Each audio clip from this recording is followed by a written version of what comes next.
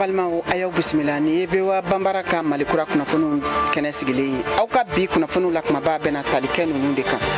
kunu alamsa Burkina Faso jamana kan jamana munu ni olu sigilen do uka jamana ni jamana wara ko nyana bokuna Mali Burkina Faso ani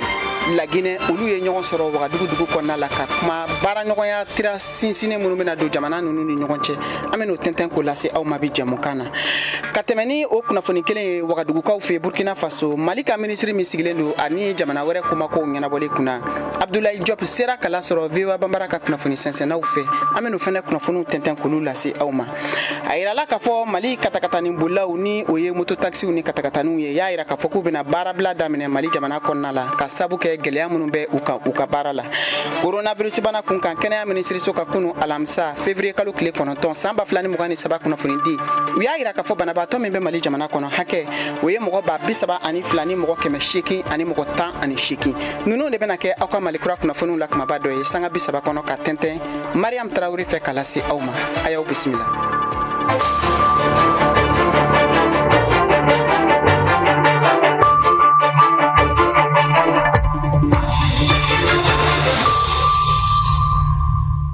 An bɛ segin k'aw fo ko kura k'a lase aw ma ka fɔ nin ye VOA Bambara ka Malikura kunnafoniw kɛnɛ sigilen ye nɛgɛ ɲɛ 17 tana gosira Bamakɔ n'a lamini na wula nɛgɛ ɲɛ 12 bɛ Washington DC Amérique jamana faaba kɔnɔ bi ye juma ye février kalo tile 10 san 2023 sanga 30 aw ni Mariam Traoré bɛna ɲɔgɔn sɔrɔ ka bɔ studio 6 na VOA soba kɔnɔ Washington DC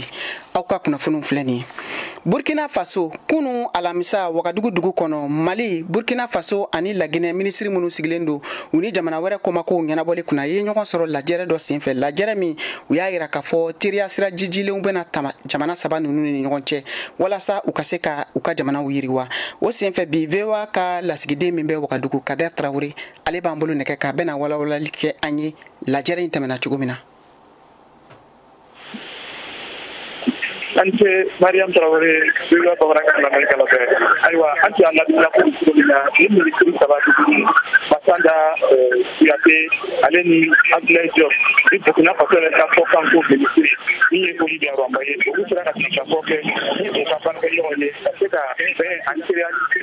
teriya sabati Burkina Faso Mali ale ni Laginɛ yɛrɛ cɛ ayiwa ni ɲɔgɔn ye nin banni kɔ ni minisiri saba nin sera ka bɔ ka se ka labɛn dɔ bɔ o ye min wele ko déclaration de Ouagadougou le déclaration de Ouagadougou ni kɔnɔ o y'a yira ko olu b'a lɔn k'a fɔ ko CEDEAO bɛ yen min ye faraɲɔgɔnya gɛntigiw dɔ ye an tile défense ani Union africaine min yɛrɛ ye farafinna gun tɔnba ye min ni jamanaw bɛ ɲɔgɔn na ayiwa komi na olu sɔnni n'o ɲɔgɔn ni faraɲɔgɔnya gɛntigiw bɛɛ kan nka olu faga ni sabati o ni ɲɔgɔn cɛ o ye ka se ka tigɛ di ɲɔgɔn ma ani badenya yɛrɛ sabati Burkina Faso Mali ale ni Laginɛ fɛnw cɛ ayiwa o y'a yira ko nin senkɔrɔ olu na se ka ko min bila sen kan o ye ka se ka nɔgɔyali don taga ni segin Mali Burkina Faso ani Laginɛ cɛ o tɛmɛni kɔ ko bɛna se ka fɛɛrɛw bɛɛ bila sen kan min bɛna se ka to ni yɛrɛ an bɛ wele ko transport ka se ka dugutaga mobiliw bila ka taa Laginɛ port la ka taa minɛnw ta ka tɛmɛ n'o ye Bamako ka se n'o ye Ouagadougou ko bɛna ko bɛɛ kɛ ka se ka olu ko ninnu dakɛrɛya ani ko fɛn min ye kaji essence ye ko bɛna o ko ninnu sabati yaasa jamana saba ninnu kana fɔ kaji la ka se ka di u ka mɔgɔw ma o tɛmɛni kɔ o ko bɛna filɛri kɛ ka se ka to min yɛrɛ ye sanu bɔko ye an bɛ wele ko mine industrielle ko bɛna se ka o bila sen kan min bɛna se ka to olu tɛna o ka bɔ farajɛw ma tuguni ka na se ka sanu bɔ u ka jamanaw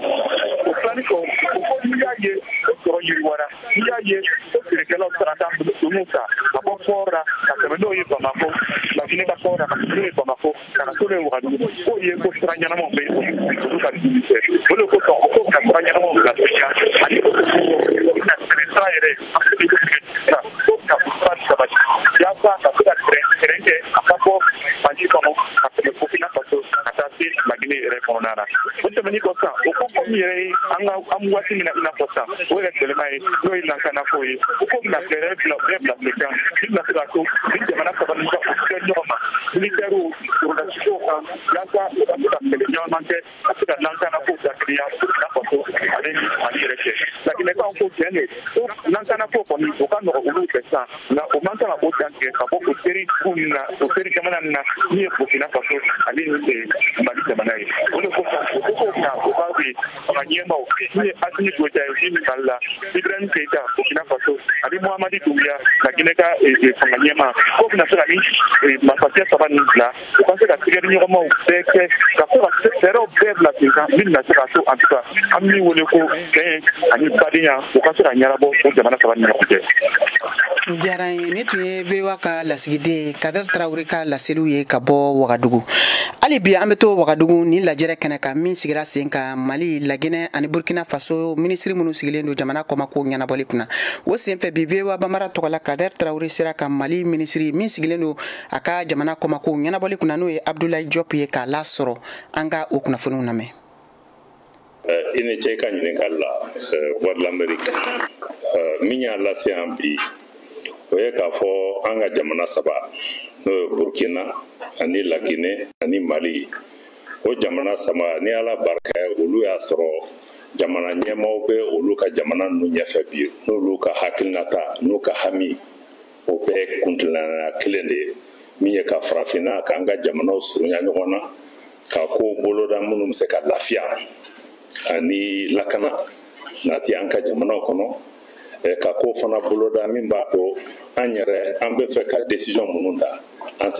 ka se k'a ta k'a sɔrɔ mɔgɔ wɛrɛw mana gɛrɛndɛ sigi an kan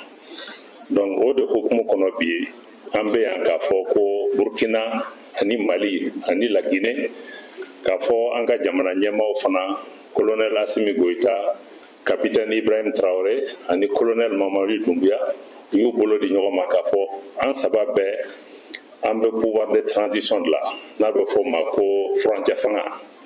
donc pour que o furancɛ fanga in ka se ka taa ɲɛfɛ an bɛ fɛ k'an bolo di ɲɔgɔn na ka hakili falenw kɛ k'a lajɛ gɛlɛya minnu b'an kan o gɛlɛya ninnu bɛ wuli cogo di pour que an ka jamanaw bɛ lafiya sɔrɔ pour que a bɛ fɔ min ma ko retour à l'ordre constitutionnel kalafiliw ka kɛ pour que fanga kura ka sigi mais anw ka hakilinata ani jamana caman bɛ an da fɛ ani jamana minnu bolo bɛ ɲɔgɔn bolo a tɛ kelen ye kuma bɛɛ parce que an ko bɛɛ k'a lajɛ de mun de y'an lase nin gɛlɛya kɔnɔ f'an ka ɲini k'o de faamuya an ka jamana caman bɛ yen nɔ fagaliw bɛ kɛ terrorisme bɛ yen insécurité bɛ yen nɔ o ye gɛlɛya nati an ka jamana caman kɔnɔ o y'a to fangaw yɛrɛ binna dɔw la fana a bɛ fɔ ko min ma ko mauvaise gouvernance jamanaw ma fangaw ma exercer ni tilennenya ye o fana ye problème wuli donc an ka hakilinata ye de f'an k'a lajɛ sisan ni baara bɛ kɛ an k'o condition ninnu bɛɛ lajɛ jamanaw ka dɛmɛ parce que a kana fɔ dɔrɔn ko k'a fɔ a ye boli ka taa a ye élection kɛ a ye nin kɛ k'a sɔrɔ n'aw ma sécurité nati n'aw ma lafiya sugu dɔw nati pour que mɔgɔw yɛrɛ ka se ka sigi ni fanga minnu sigina o fanga fana ka se ka kɛ jɛlenya na n'a bɛ fɔ bonne gouvernance pour que sini ma sinikɛnɛ sɔrɔsi dɔ kana wuli jamana ninnu kɔnɔ o kana fanga ta tugun donc anw ka hakilinata ye f'an k'an hakili fara ɲɔgɔn kan k'a fɔ an bɛ baara min boloda sisan nɔ Laginɛ bɛ k'a kɛ cogo di Mali bɛ k'a kɛ cogo di Burkina bɛ k'a kɛ cogo di an bɛ avancer cogo di an ni an jɛɲɔgɔn minnu bɛ ɲɔgɔn fɛ n'o ye UEMOA CEDEAO Union africaine n'an ka jɛkulu tɔw an n'olu bɛ se ka kuma k'a fɔ cogo di pour que ka f'u ye gɛlɛya min b'an kan f'u ka ɲini de fɔlɔ ka gɛlɛya in faamuya bon ni gɛlɛya faamuyara o tɛ se ka sigi fana k'an kɔnɔ ko fo n'a ɲɛnabɔra wagati min fo dɛmɛ de ka kɛ o dɛmɛ tɛ dɔrɔn ka élection dɔrɔn organiser Mali ni Burkina par exemple an bɛ gɛlɛya de kɔnɔ an ka armées bɛ guerre de la donc mais an mago bɛ dɛmɛ teliman min na o tɛ ka na mɔgɔw b'a fɔ an ye dɔrɔn a ye élection kɛ mais san'o ka fo ka dumuni di mɔgɔw ka kɛnɛya d'u ma donc an ka jamana ɲɛmɔgɔw ka hakilinata an ka hakili falen k'o la. hali bi an ka minisiri Diop a ka laseli tɔ lamɛn a kumana nɛgɛsirako kan Mali Burkina Faso ani Laginɛ jamana ni ɲɔgɔn cɛ walasa yiriwali baaraw olu bɛ se ka sɔrɔ jamana ninnu cɛma ani ka fara fɛn min ye sigida lakanaliko ye fo ka taa se kalafiliw ma min ɲininkali kɛra Kader Tarawele fɛ VOA tɔgɔla ka bɔ Wagadugu. Comme an bɛ transition na élection ko ni gouvernance ko kɔfɛ an ko k'a lajɛ sisan nɔ an bɛ se k'an ka jamanaw lagɛrɛ ɲɔgɔn na cogo di k'an ka jamanadenw lagɛrɛ ɲɔgɔn na olu hamina ko ye min ye an ka se k'o ko lata ɲɛ o de k'a fɔ an bɛ se ka intégration avancer an ka jamanaw ni ɲɔgɔn cɛ cogo di pour que ka baara kɛ siraw par exemple ka chemin de fer bɔ Conakry fo ka na Wagadugu o bɛ se ka kɛ cogo di siraw bɛ se ka dilan cogo di ni Burkina mago be pétrole ni électricité ni fɛnw na o bɛ se ka na cogo di an b'a tila an ni ɲɔgɔn cɛ donc an b'a fɛ k'a lajɛ an bɛ se ka intégration kɛ k'an ka développement k'o fara ɲɔgɔn kan cogo min pour que an ka se ka baara ka lafiya nati an ka jamana kɔnɔ mais ka aussi ka balimaya ani kelenya sabati an ka jamanaw ni ɲɔgɔn cɛ donc o de an ka jamana ɲɛmaaw olu ka hakilinata ye an ye ɲɔgɔn ɲɛ min kɛ a ɲɔgɔn ɲɛ ma kɛ mɔgɔ si contre la mais a kɛra de pour que an bɛ baara min na an ka se ka hakili falen k'a la an bɛ mɔgɔ minnu kuma ɲɔgɔn ɲɛ parce que kuma fanba dɔ fana ye k'a fɔ ko sanction ni fɛnw sigira an ka jamanaw kan bon n y'a yira k'a fɔ sanction ninnu ta solution ye fo an ka sigi de k'a lajɛ dɛmɛ bɛ se ka k'aw ye cogo di pour que gɛlɛya min nana aw kan o gɛlɛya bɛ wuli cogo min donc an b'o de kuma na k'a fɔ o bɛɛ bɛ baara nɔgɔya mais ni solution tɛ mɔgɔ an yɛrɛ b'an jɔ an jɔyɔrɔ la mais fo tɔw fana ka se ka faamuyali k'a ko la donc o de la an y'a décidé sisan an bɛ ɲɔgɔn ɲɛ min kɛ ani tɛ tile kelen ɲɔgɔn ye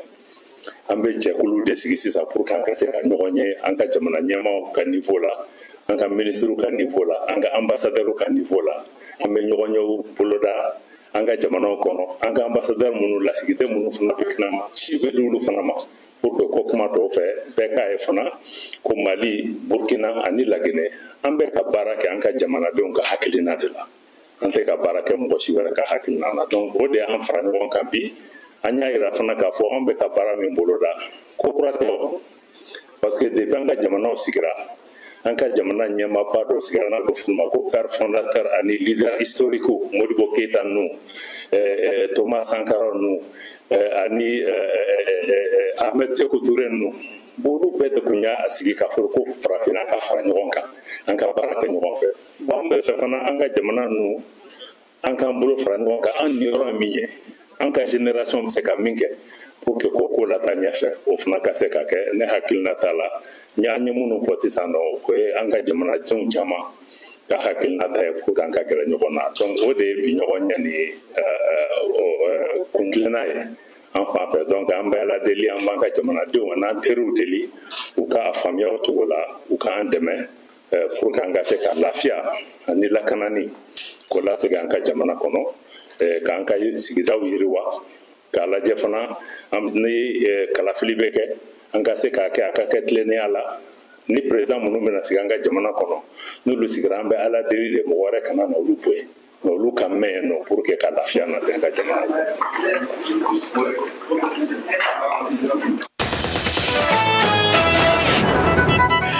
An to Burkina Faso jamana kan u ka jamana ɲɛmɔgɔ n'o ye capitaine Ibrahima Traoré ani finitigiw ka lajɛrɛ dɔ senfɛ y'a se k'a fɔ ko finitigi caman de bɛ yen minnu labɛnnen tɛ kɛlɛ kama ka taa jadijɛkulumaw kɛlɛ ka bɔ Burkina Faso jamana fan bɛɛ. Alidu Wedrago VOA tɔgɔ la ka bɔ Bobojulaso ale b'o kunnafoniw lase.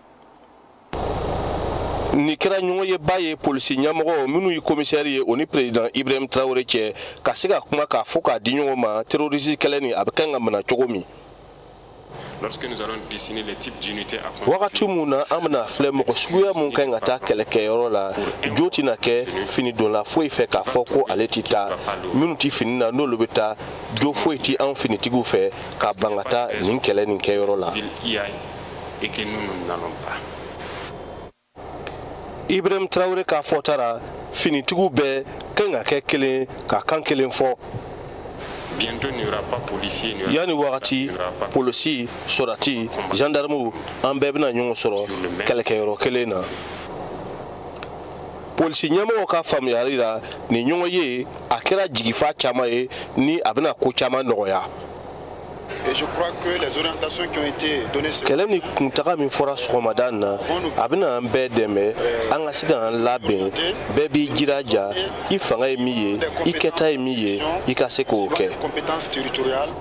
Ibrahim Traoré kɛlen kɔ ka kuma ten mɔgɔ caman y'a yira ko kuma ni cogo a ma ɲa.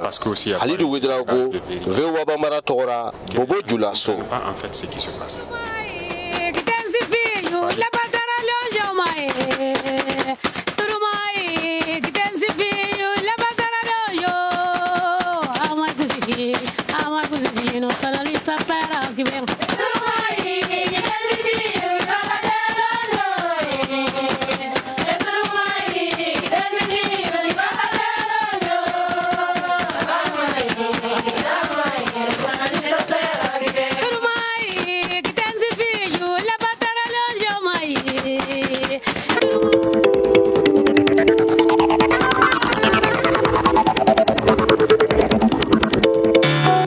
Afrique ni VOA Afrique ye buna adamadenw lafiyara kunnafoniko la. Balmao ambala se awma alibi ka fo obeka vewa bambara kamali kura kuna funu na meni watina aka radio finyasra ubela jelenfe Bamako na lamini ye finya turukala kemeni fla o finyasra ye nyoro di Sahel ka ubise kansoro radio emergency ka bi tomi woro buguni radio kumase bi konotoni fla o finyasra fe yuwaru ka bansoro radio dunia ka keme ani kele ani tomi fla koro ani bayangara la lamini aw bansoro radio uruna ka bi konotoni saba ani tomi fla gawo ka bansoro finya turukala keme ani woro tomi kelen ka tumutu o ye finya turukala bi konotoni tomi saba ye Abidjan ka o aw bansoro ni watina finya turukala bi konotoni konotonka Burkina Faso faba Wagadugu finya turukala keme ani fla ani tomi nani anga bololo srabe www.voabambara.com walma aw se ka na soro fene anga page Facebook YouTube ani Instagram kan VOA Bambara Malikura kuna fonu be kala se awma Mariam Traoré fe kabo sijo worona na VOA soba kono Washington DC Amta Bamako Kenya Ministry soka blon kono kunu alamsa février kalo kle kononton samba flani mogani saba uya ira ka fo mogo keme flani mogo mogani kelende be no munu sega ka don ni coronavirus bana be ula mogo nani de kura sorola o senfe ka fara bana batoka o coronavirus bana bato Mali jamana kono hakeke mogo babi sabani flani mogo keme shiki ani mogo tan ani shiki mamunu fatura dokotoro ni jamana fanworo fe hake mogo keme wulu flani mogo binani ani mogo saba mi kunafuni dira Kenya Ministry so aka kunu alamsa février kalo kle kononton kunafuni di senfe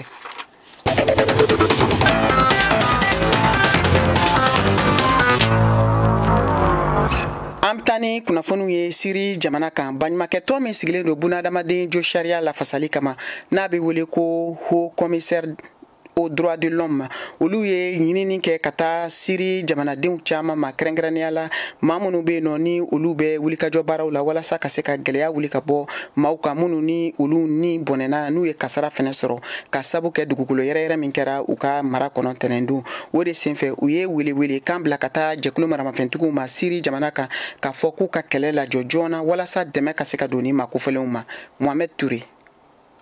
Dunia keleaton ka adamadenya ani joseria chekeda nyemgo Volker Turk ba nyini marfachi dabla teliala siri jamana kan ani ka adamadenya ka joseria ni adamadenya seria wajibile bunya kosebe wala sa demeka se bema oye tweet doye fiensra fe ka bo dunia tombala aba sinsin akan ko ni wati juguni na Turki ni siri ambe wele bla ka demela seteliala magojira baga bema wele mbeka siri jamana faranfasi ka bini san bafla ani tani kelera oye adamadenya deme soroli geleya kerenkerenya la yoro munumbe murtelen ka fanga koro jamana koron tlebi fe ni wati na deme munu la nyinine don ni yoro ni na ulu famba be bo Turki wa ukan ka teme Bab al Hawafe no ye teme sara kelen mi yamarulendo siri na signyon Turki che du kolo yere ye tieni munu ke sara ko la Turki fanfe obato fen lase chogo ka gelen kosebe dunia keleaton ye wule bla chen chamana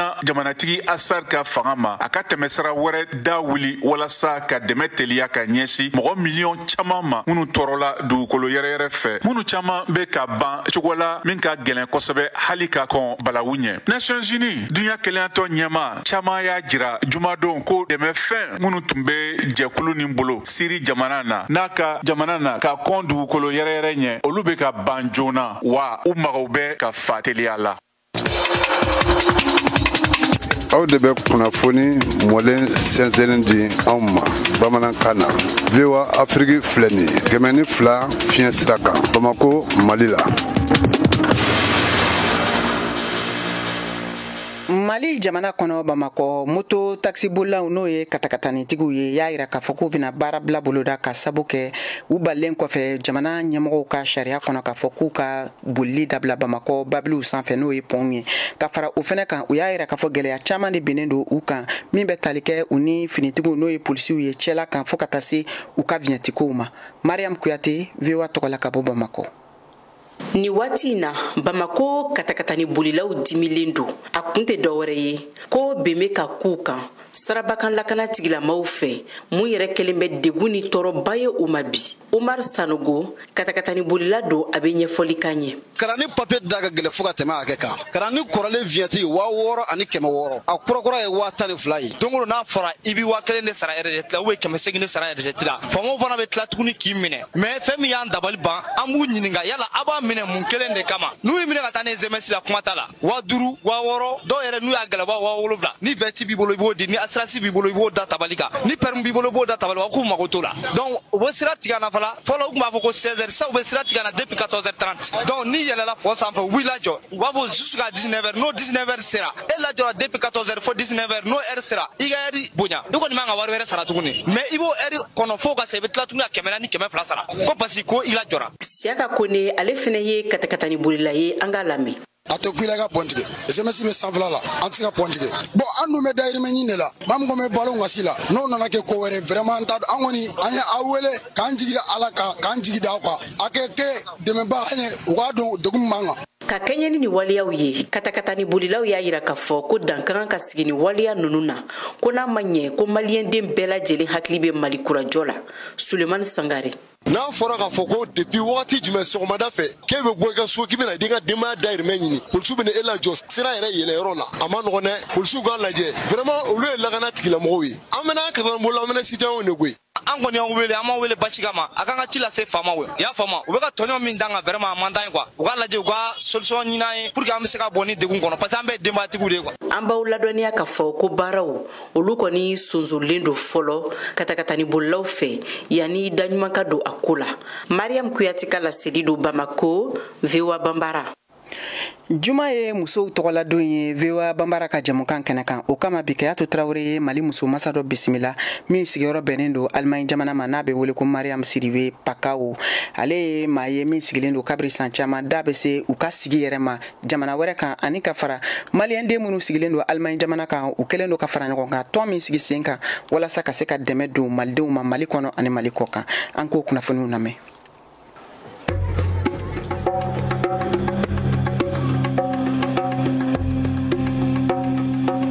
Malidenw jate miliyɔn 22 cɛ la miliyɔn 4 ɲɔgɔnna bɛ olu la minnu sigilen bɛ jamana kɔ kan wa a tungaladen ninnu cɛla a musolamɔgɔw de ka ca kosɛbɛ. Mali tungaladenw lakodɔnnen don ka u kɛ Mali jamana sɔrɔ tulomabaw ye san 2021 waati la duniya jigiɲɛ soba ne a bɛ wele nanzarakan na ko Banque mondiale k'a jateminɛ gafe dɔ kɔnɔna na u ye a sɛbɛntiya k'a fɔ ko Mali tungadenw ka nafolo ladonni Mali jamana kɔnɔna na bɛnna $973 ni saba ɲɔgɔn kasabi mɔnama ka tɛmɛ u bɛ nafolo yɛrɛ minnu don u somɔgɔw ka ladonniw dafɛ i n'a fɔ nasɔngɔkow ni furasɔngɔkow n'o ɲɔgɔnna caman wɛrɛw. Mali tungaladenw kɛra sababu ye ka baarakɛbolo caman bila sen kan min nafa ka bon kosɛbɛ Mali sɔrɔ yiriwaliw a n'a yakubaliw siraw fɛ. Nin baara ninnu tɛ se ka latɛmɛ gɛlɛya kɔ wa a gɛlɛya fanba a yirala k'a fɔ k'a bɛ musolamɔgɔw de kan sabula olu de bɛ denbayaw ladon ne ka tila ka taa baara wɛrɛw ɲini k'o kɛ kɛnɛma u bɛ se ka nafolo sɔrɔ min na ka u somɔgɔw minnu tora u kɔ ka jɔ olu ka musakaw kɔrɔ. O de kama an ye an ka baro kɛnɛsigi kɛ ne Mali tungala muso dɔw ye. Juma tɛmɛnen in na an ye a baro kun daminɛ ne an balimamuso Tɛnɛ Jabate ne bɛɛ b'a wele ko Bingi na ale sigilen bɛ Beauvais France. Bi baro kɛnɛ nin kɔnɔ an bɛna Madame Mariam Siribe Pakawo de lamɛn. Ale ka kalanw kɔfɛ Irisi jamana kan ale taara ka taa sigi Saarbrücken Allemagne jamana kan. Nin ye a san 12 ye. Muso denbatigi don. Awa Mali tungaladenw ka kulu belebeleba n'a bɛ wele ko au Conseil des Maliens de l'extérieur o kulu min sigilen don Allemagne jamana kan ale de ye o ɲɛmɔgɔ danganye. Mariam ne journalisme kɛ Russie la depuis 2010 mais Allemagne kɔnɔna la ni seginna kalanw kan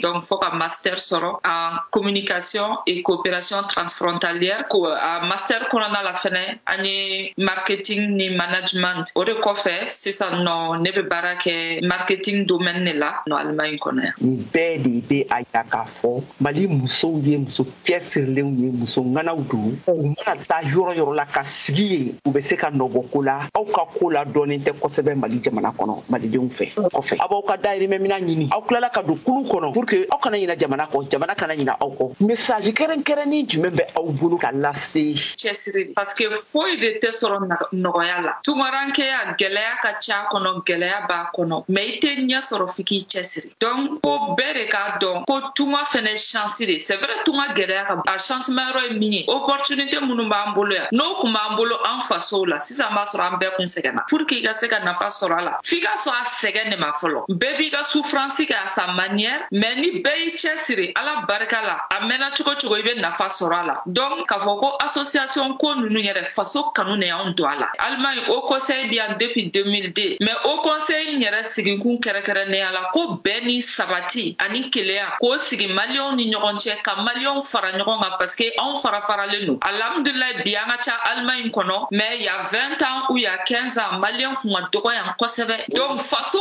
kanu ani maliyɛnya yɛrɛ diyaɲɛ de fɛnɛ anw kun diya an bolo an bɛ to k'an bolo fara ɲɔgɔn kan ka dɔn kɛ Mali la hali déplacé de guerre minnu kun bɛ falajɛkuru kɔnɔna la an y'an bolo fara ɲɔgɔn kan ka dɔn don olu ma M5 kɛlɛ wagati an kɔni tɛ politique la mais le fait que mɔgɔw ni taɲara an y'an bolo fara ɲɔgɔn kan fɛnɛ ka wari di mɔgɔ minnu sara ka a du u somɔgɔw ma maliyɛn denya yɛrɛ fierté o de b'anw na yan nɔ kosɛbɛ an bɛ fɛ k'o de yira k'a fɔ hali n'anw bɛ Allemagne yan hali n'an yan sɛbɛnw sɔrɔ ka furu yan ka denw sɔrɔ yan toujours an ka faso an bɛ fɛ k'o de kunna wolo n'an taara yɔrɔ o yɔrɔ an bɛ fɛ Mali de tɔgɔ ka fɔ an den minnu bɛ yan nɔ an bɛ fɛ u k'an ka faso dɔn u k'an ka kan fɔ u k'an ka culture dɔn an bɛ yan nɔ an hakili bɛ Mali la o kan ka ye an kɛwalew fɛnɛ la o tɛ se ka kɛ n'an ma fara ɲɔgɔn kan foyi tɛ bɛn bɔ tuma dɔw la fɔ ɲɔgɔn kow ka ca mais toujours f'an k'a dɔn kɔlɔkulu jɛlen de bɛ bi fɔ toujours f'an k'an bolo di ɲɔgɔn ma an kana sɔn facilité yɛrɛ de ma k'a fɔ ko on est fier d'être malien et puis an tɛ fɛ an ka culture ka tunu an denw na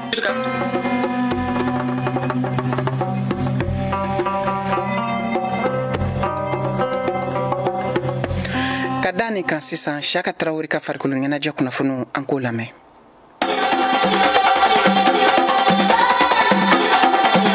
C'est notre temps en phase de groupe de la Coupe de la Confédération. Saison Baflagon Fla, Baflagon Saba, Nina saison Kodo. Olu tane be damine ni dogokun labayina. Farafina gun club kanyo dan ba dodo. AS Real de Bamako de beka Mali joyoro fa akene kan. AS Real de Bamako kanyo dan kun folo. Ale bora kata RD Congo jamana kan. Yen tout puissant Mazembe bina AS Real de Bamako bisimila. O ɲɔgɔnda bɛ tan sinigɛnɛ kari février kalo tile 12 san 2013 a ɲɔgɔndan bɛ daminɛ nɛgɛ 13 dana gosira o ye Mali heure ye AS Real de Bamako ka sɛnɛntolantanaw tɔgɔ dira ka ban kafu ma i n'a fɔ club tɔw y'a kɛ cogoya min na o ye kafu ka laɲini ye AS Real de Bamako sɛnɛntolantana mɔgɔ 30 de bɛna niyɔrɔ ta a ka phase de groupe ɲɔgɔndanw na minnu bɛ ɲina saison kofɔ Real ka kulu kɔnɔ n'o ye groupe ye o ye groupe D ye club saba wɛrɛw bɛ yen minnu jɔyɔrɔ ka bon kosɛbɛ farafina gun kan tout puissant Mazembe RD Congo US Monastir ka bɔ Tunisie ani Young Africans ka bɔ Tanzanie jamana kan ni ɲɔgɔndan fɔlɔ min bɛna tan AS Real de Bamako fɛ sinigɛnɛ kari n'a sera ka sebaya sɔrɔ a sugu la o de ka ɲi kosɛbɛ ka d'a kan a bɛ ɲɔgɔndan tɔw nɔgɔya kafu phase groupe ɲɔgɔndanw bɛ i n'a fɔ championnat ŋanaya o ɲɔgɔndan mangani VOA Bamara tɔgɔ la Bamako Siyaka Tarawele kala Selido.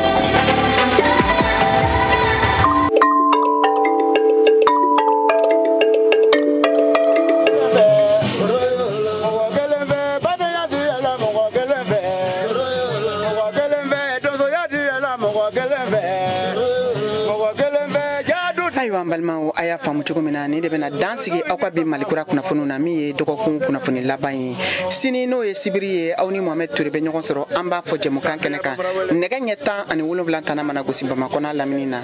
an b'a fɔ aw k'aw bisimila o kɛnɛ kan sini nin tun ye Mariam Tarawele kumakan ye bi jɛmukan labɛnna seko aw ka cɛjan Sɛk Ciro fɛ an b'a fɔ aw ye k'aw k'an bɛn waati wɛrɛ dɔnkili lamina mɔgɔ bɛ ɲɔgɔn la mɔgɔ kelen ma sabu man dɔgɔ Mariamu k'i wele Etats-Unis i barika k'i mana nin yɔrɔ mɛn tɛ k'i n'a minnu fɔ n kɔni fɔ Musa ye Isaka y'a juru fɔ kɔnɔ bɛɛ kuma dɛ a Bagaji wele ka Moribo Dambele wele ka journaliste fama wele ka bɔ Goro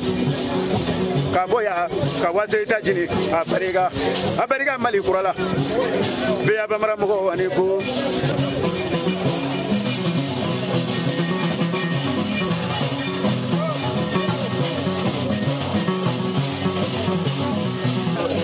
kamera mulu kame malatun kame kajatu wele